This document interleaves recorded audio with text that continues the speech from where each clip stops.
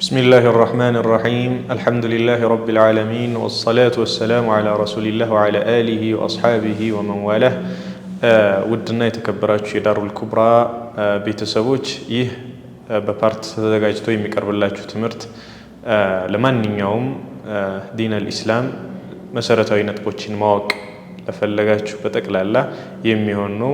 ሰፊ ጥናትና ሰፊ ልፋት ወስዶ የተዘጋጀ ምቹ የሆነና ቀላል ለአያያዝ ምቹ ተደርጎ የቀረበ ነው። ስለዚህ ለሁላችሁም ጋብዘናል ማለት ነው ኢንሻአላህ። ከዚህ በመቀጠል ክፍል 1 የአቂዳ ትምህርታችንን እንጀምራለን ማለት ነው ኢንሻአላህ። አቂዳ በጣም መሰረታዊና አስፈላጊ ማንኛውም ሙስሊም በትክክል ሊረዳውና ሊያውቀው የሚገባ መሰረታዊ የትምህርት ዘርፍ ነው። ስለዚህ ማንኛውም ሰው ከዚህ ትምህርት ወደ ኋላ ሊል አይገባም ማለት ነው። በማንኛችንም በእያንዳንዳችን ሙስሊም ማህበረሰብ ላይ ግዴታ የሆነ የትምህርት ዘርፍ ነው። አቂዳ የሚባለው በውስጣችን ትክክለኛውን እምነት በትክክል አጥብቀን መያዝ ማለት ነው። የአቂዳ አሳሳቢነቱ በጣም በርካታ ነው። አቂዳ ከሚሰጠን ነቲጃና ውጤት ማለት ነው የአላህን እርዳታ ለማግኘት ይረዳናል። እንደገና በምድር ላይ የሰላምና የመረጋጋት ምንጭ ነው። ተውሂድ እስካለ ድረስ ተውሂድ እስከሰፈነ ድረስ የአላህ እርዳታ ለኛ ቅርብ ይሆንልናል ማለት ነው።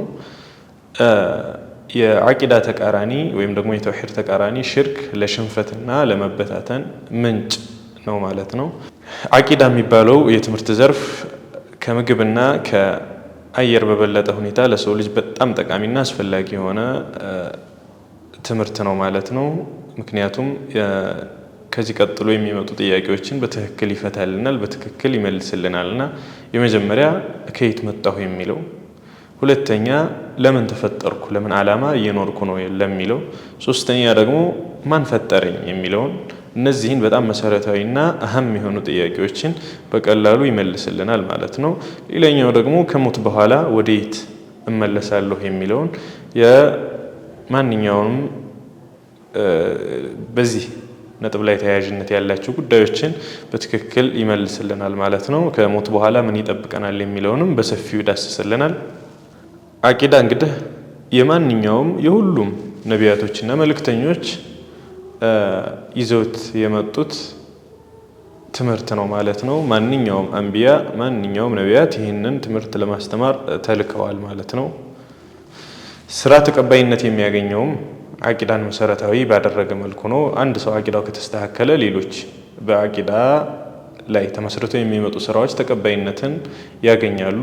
አቂዳ የተበላሸ ወይም ደግሞ ያልተስተካከለ ከሆነ ምንም እንኳ የተለያዩ ስራዎች ቢበራከቱና ቢበዙ መሰረተ ቢስ ይሆናሉና አቂዳ ላይ ያለንን እይታ ለወጥ አድርገን በትክክል ቦታ ልንሰጠውና ልንረዳው ይገባል እላለሁኝ።